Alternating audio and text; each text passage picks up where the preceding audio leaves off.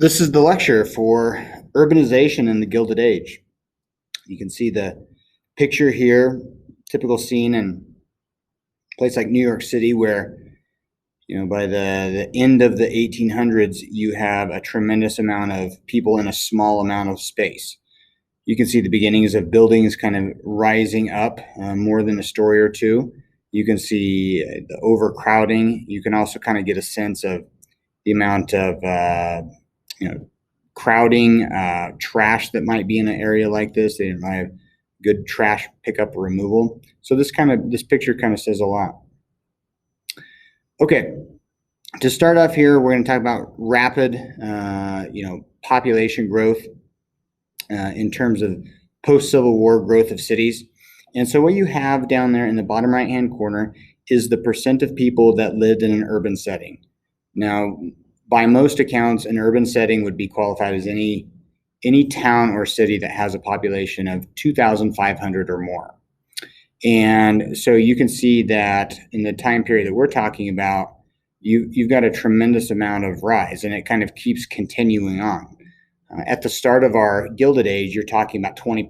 20% of the population lived in an urban setting, which means that 80% did not. But now you fast forward to the end of that period, and now you're talking about nearly 40% that lived and only 60%, and that trend's going to continue until, you remember in class we talked about the year 1920, the fateful year where we actually have more urban dwellers than we do rural dwellers. And so let's kind of take a look at the causes of why this happens. Okay, reason number one, we have better farm technology, and so we're talking about things like the McCormick's Reaper. We're talking about the things like the John Deere plow. And so as technology continues to get better on the farm, first of all, you need less people.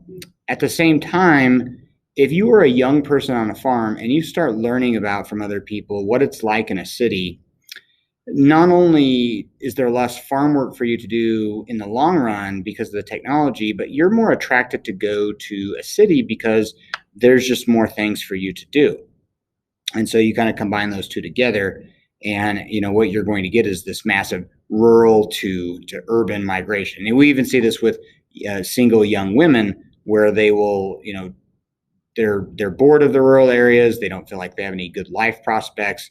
And so even though the city might be difficult and tough, and you might not earn a big wage, it's a change of pace. It's a lifestyle change. It's more exciting. And so you may end up doing that.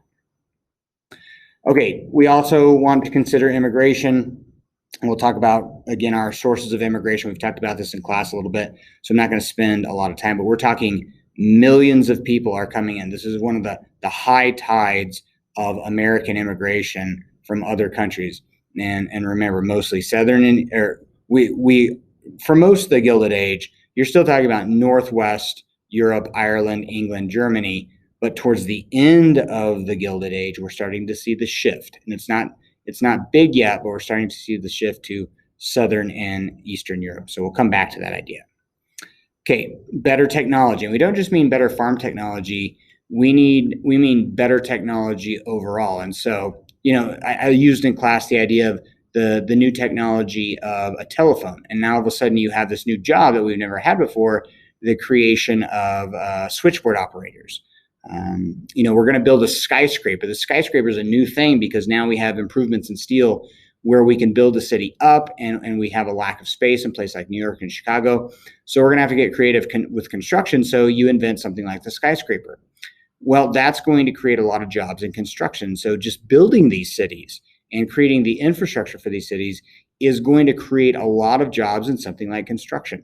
So it's not just factories, it's in service industries, it's in retail, but construction's really big. So all of that different technology, it's going to lead to an expansion of the economy, more jobs, rising wages, and down the line. Okay, I talked about the excitement of cities. The cities are very different from a rural area. And if you've ever been to a rural area, in fact, if you lived most of your life in a city and then you go to a rural area, it's really difficult because there is just such a slow pace and not much happens, and you kind of see the same people over and over again, and it's kind of boring. And so a lot of these younger people that can get away from farms or immigrants from other countries, they're very excited to come to cities because there's a lot more fun things to do. If you're an adult, you can take advantage of some of the leisure activities that we talked about, whether it's going to a park, going to a saloon, watching a baseball game, watching a horse race, going to a boxing match, or a play or a theater, as operas and things like that are starting to be built. The cities just offer a variety of things to do.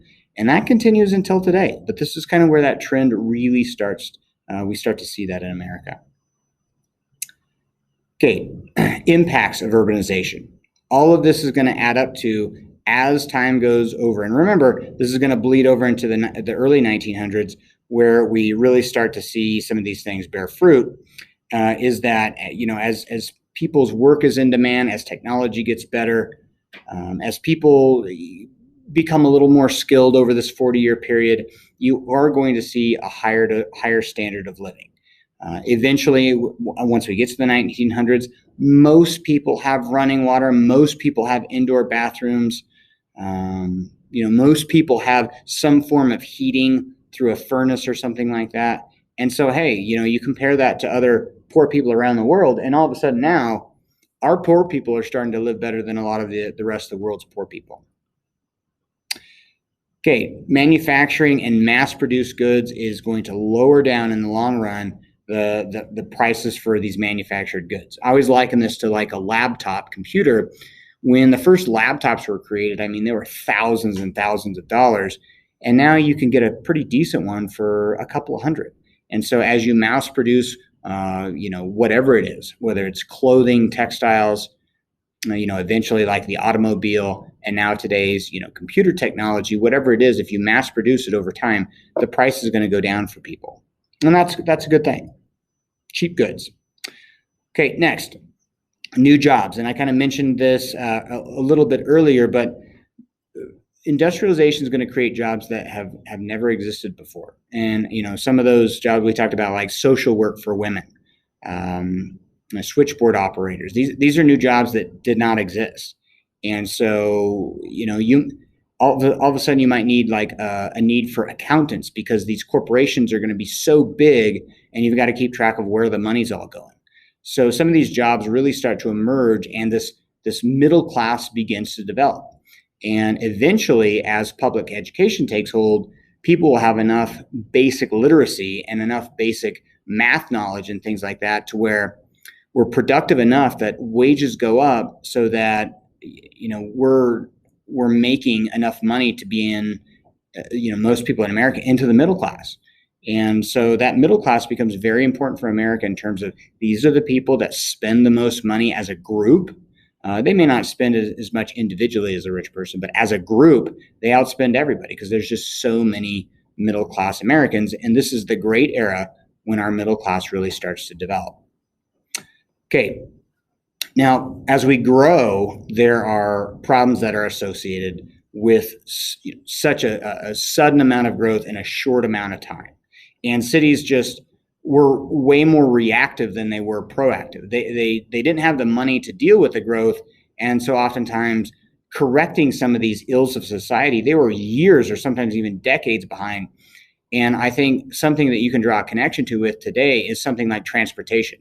And if any of you have ever driven back from, the ski mountains, like Saturday or Sunday, you know how crowded it become because we don't have a good infrastructure. And to create a wide enough highway or a bullet train or something like that would be astronomically expensive. And so our government's just not going to do it until they absolutely have to. Well, this is what happens in the 1860s to 1900s, where New York City and Chicago and Boston, they're growing at such an enormously fast rate. And when the cities were built, they were built for things like horse traffic, not automobile traffic, and not trolley cars and things like that. And, they didn't have that many people where sewage removal was a big deal, and now they do. So these are some of the problems that we see of urban growth. So problem number one, where do we put all these people that are moving in? A lot of times housing was built pretty quickly. They tried to fit a lot of people in a small place. And so I give you something called the dumbbell tenement. So if you look overhead at the picture on the bottom right hand side, you see what appears to be like 3 dumbbell lookings. And then you can kind of break down and you can see how these kind of were set up from a blueprint perspective, but you're trying to fit a lot of people in a very small amount of space. Okay, I talked about the skyscrapers. If you need office buildings and places to have businesses, but you can't grow out, so you had to grow up, and so that's why the invention of steel, mass-produced steel, and for steel bolts and girders and things like that you kind of screw together to get steel beams to interlock into one another and to build up vertically and to hold up to high winds that are at high altitudes. These things take time to build, and so they're overwhelmed. There's a lot of overcrowding in a lot of different ways. Okay, inadequate public services. There's not enough police. There's not enough fire protection. There's not really ambulance services. For trash removal, a lot of times people would just throw stuff out in the street. Cities allowed like roving bands of pigs to go through and eat up some of that stuff. By modern standards, if you guys were to be put in one of these cities, you would be really grossed out. Like it would smell bad. There's not automobiles around these cities until after the 1900s. So the main engine of transportation would be horses. Well, if you can imagine, 10,000, 20,000 horses around, they're going to produce a lot of poop, and they just kind of go wherever they want to. And so, you've got a lot of sewage around, not just human sewage, but obviously animal sewage as well. Okay, very high pollution rates. We talked about a lot of people throwing trash away, a lot of people going to the bathroom. Even though the cities are a place where, you can make a wage, too many people come to the cities and there are not jobs. So informal economies develop, crime, pollution, prostitution, crime rates are really high during this time with inadequate amount of police. There's just not enough police to deal with the amount of crime. Some of these people are very desperate, and so they will steal, they will pickpocket. If you were kind of a newbie to a city, it would be a very dangerous place. You'd be ripe for the pickings by pickpockets and other people like that. And then during this time, remember that there are a lot of people that are trying to use the situation to control the levers of government. This is a time that we'll talk about next week, where you have a tremendous amount of political corruption during this time. People are using jobs in the government to get rich. If you are a politician, you're going to use the spoils system to reward your friends, and that's not always on the level. And these cities are a prime area where we see political corruption. So in municipal governments, in state governments, and there's just not a lot of rules for these people at this time. Okay, so here you kind of get a sense of what the urban scene looks like. Lots of people, small places. You see destitute children in one picture. You see a very large family in another, and then you see kind of a back alley. You've got laundry hanging from the apartments above. They didn't have washers and dryers like we do now, so they had to do all that by hand. It would have been quite a sight. All right, so remember that a lot of the urban poor issue has to do with immigrants coming over from impoverished areas in Europe. And so we see this shift, whereas we're still getting, and I do not want you to think that the Gilded Age is dominated by groups from Southern and Eastern Europe. That's really more the 1900s. But what we're seeing during this time is a shift, okay? And so I want you to look very closely at the graph that I have for you, okay? So like 1871 to 1880, we're now starting to see some of that blue group, which are the Southern and Eastern groups. By 1881 to 1890, now you're seeing more of that group. And really, once you get to the end of the Gilded Age, now that group starts taking over. And then in the 1900s, before we get to World War I, before we get to like the Great Depression, you can just see from like 1901 to 1910, that group from Southern and Eastern Europe really takes over. So do not think that we stop getting immigrants from Northwestern Europe. It's just that Southern and Eastern European groups kind of takes over. Now, what do people not like? What do old stock Americans not like about these people? Well, and I shouldn't say many, but some of them are Jews, right? So Russian Jews are going to, because of the pogroms that we have in Russia during this time, they're going to go on a crusade to either kill or ethnically cleanse certain parts of Russia from Jews. We're going to get Catholics from places like Italy, and then from Eastern Europe, Poland, Slovakia, Ukraine, Russia. We're going to get Eastern Orthodox Christians. And you got to remember that up until this point, we have a country and governments controlled by what we would call WASPs, okay? White Anglo-Saxon Protestants. And so now you've got these people that are bringing their ideas of Catholicism or Eastern Orthodoxy, and that's foreign to the Protestants. And they kind of feel like it's a threat to their culture a little bit. And so we are going to see, nativism grow here. All right, so the impacts of these immigrants, you're going to get all these little ethnic enclaves or enclaves where groups are going to kind of funnel to, and they're going to start taking up city blocks. You're going to see, Italian restaurants or, Jewish delis in certain parts like the Lower East Side of New York, Chinatowns out west, where these people, they agglomerate together because they feel more comfortable. They can speak their native languages. Artifacts, sociofacts, and mentefacts of culture are very similar. And so you start to see these ethnic enclaves. And, Americans, for their part, we talked about like the settlement houses or in public schools, where the Americans really try to get these people assimilated into American culture. Speak English, dress like Americans, act like Americans, do like Americans. And, I think some of those people really had to fight an inner battle of retaining their culture of their homeland, but also trying to mix in with the new culture and not stand out. Okay, in response to the massive amount of immigration that started to occur during the later decades of the end of the century, and then moving on into the 20th century, would be the creation of places like Ellis Island, between New York City and New Jersey.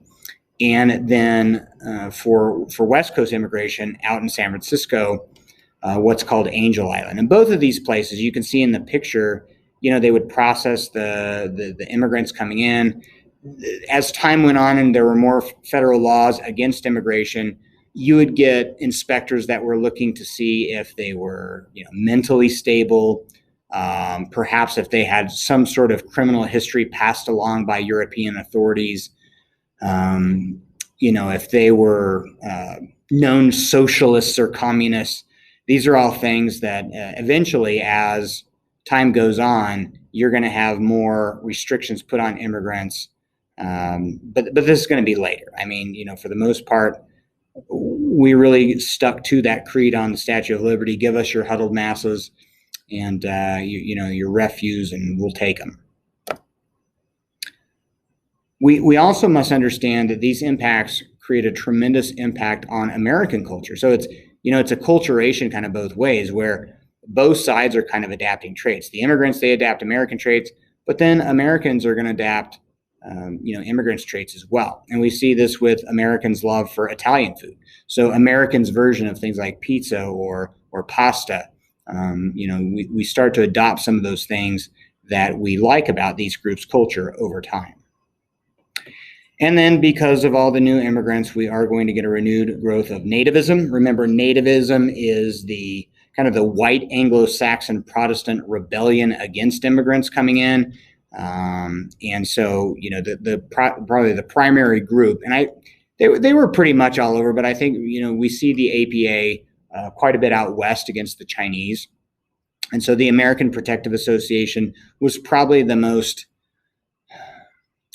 motivated group. They were the ones that were largely responsible for, lobbying Congress to pass things like the Chinese Exclusion Act of 1882. So, there were other groups, but I think probably the APA was the strongest. Okay, so why are these people coming over? Well, for various reasons. One, some of them had industrialization going on in their country. And if you guys remember from AP Human Geography, this means they're in stage 2. They have a tremendous amount of growth on their own in terms of birth rates. And so there's just too many people for the amount of resources that their country and or economy were able to provide. And so a good example of this would be Eastern European groups, even Italy to some degree. A lot of those people are living in poverty. They're growing so fast, and so they come to America.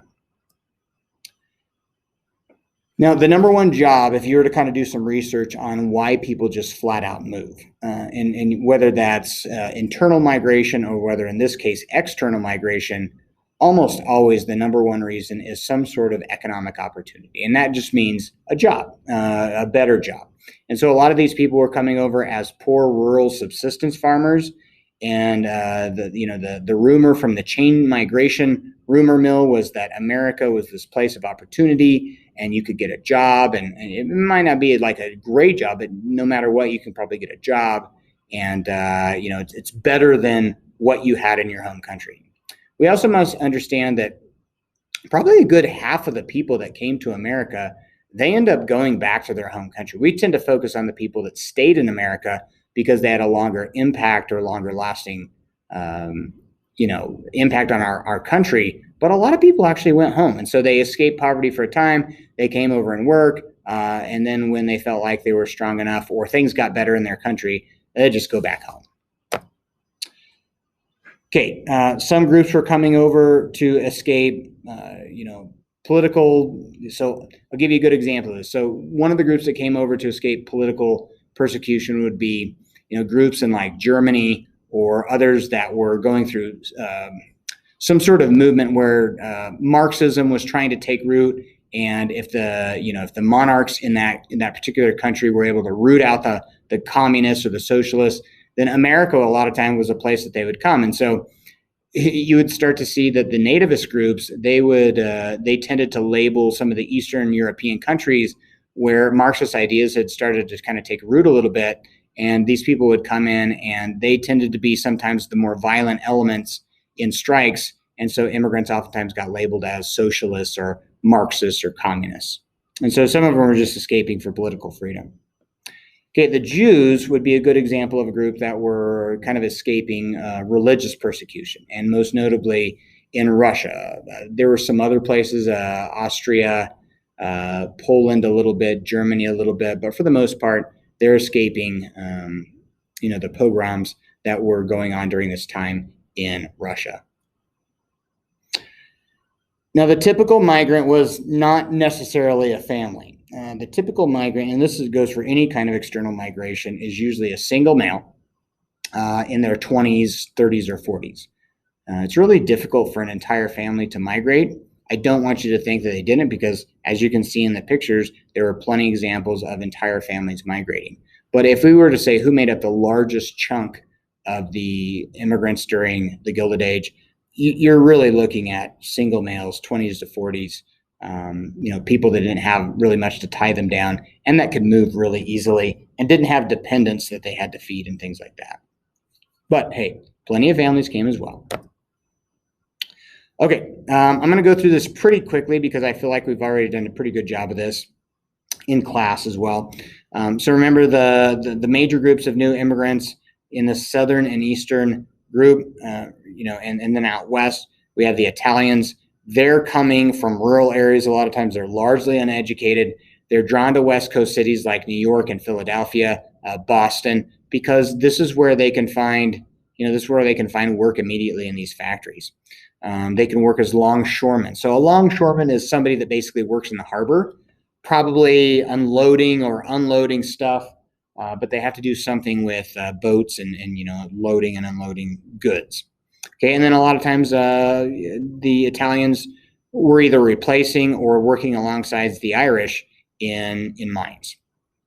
The Chinese, remember, they start coming after the Civil War in the mineral rushes, and then by the 1880s, we start to see them, working in the gold mines, and then they start working on the railroads. When they're working on the gold mines, they were, kind of services. And so they would be launders, they would cook, as they kind of transition over to the railroads, then they started building the railroads. And these people were just culturally very different. Sometimes they wore their hair long. They spoke a very, very different language. They had different habits and customs that Americans just were not used to. And as a result, they were kind of outcasted.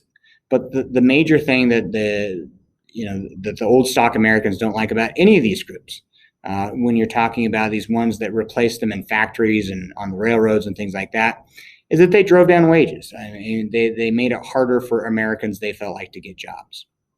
Okay, and then another major group that comes in, and they mostly come into New York City, into what we would call the Lower East Side, were the Jews. Now, the Jews came in a little bit different economic situation. Typically, the Jewish people that came into America were a little more educated. They were a little more literate, and they had a certain amount of wealth that allowed them to either avoid the tenements of the cities and buy better housing, or it allowed them to move out to other areas where they might have farmed. Okay, and so the Jews came in kind of like the Germans did in the 1840s compared to the Irish. They just had a little bit more skills. They had a little bit more wealth. By this time, the Jewish culture had placed a pretty big premium on their children in terms of getting an education. And so that created kind of this vicious cycle of awesomeness for the Jewish community, where they had certain advantages that other groups like the Irish and the Italians didn't have. Okay, nativism. So just a couple of things about nativism.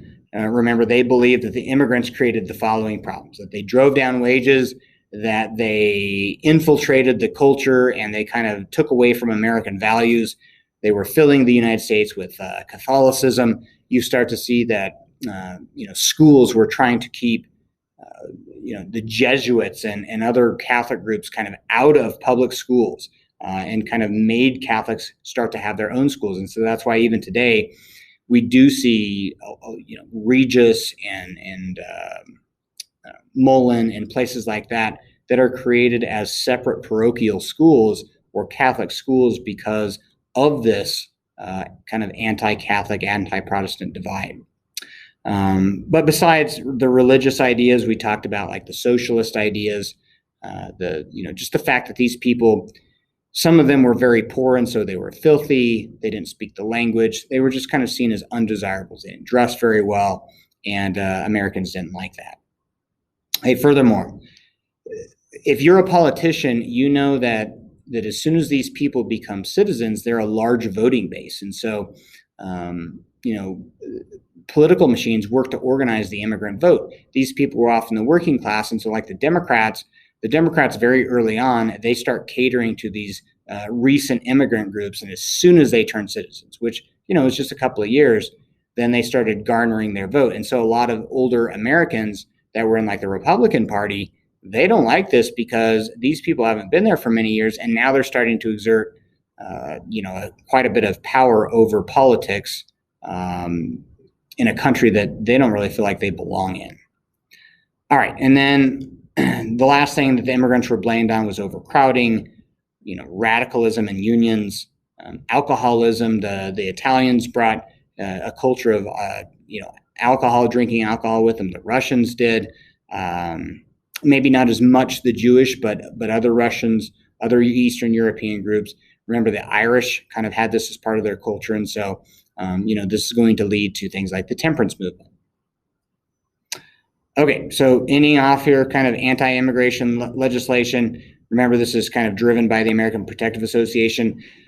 By really the beginning of the 1900s, the APA and other groups had lobbied Congress to pass various federal laws, over time to restrict immigrants who are criminals, who are insane, who are carrying diseases. And then even into the 1900s, now this is past the Gilded Age, so I don't want you to put this down for the Gilded Age. That's why I didn't put on my notes, but they even eventually created literacy tests.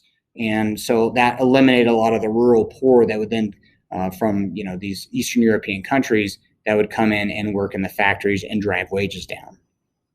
And then really the culminating piece of legislation we've talked about a couple of times was in 1882, the Chinese Exclusion Act.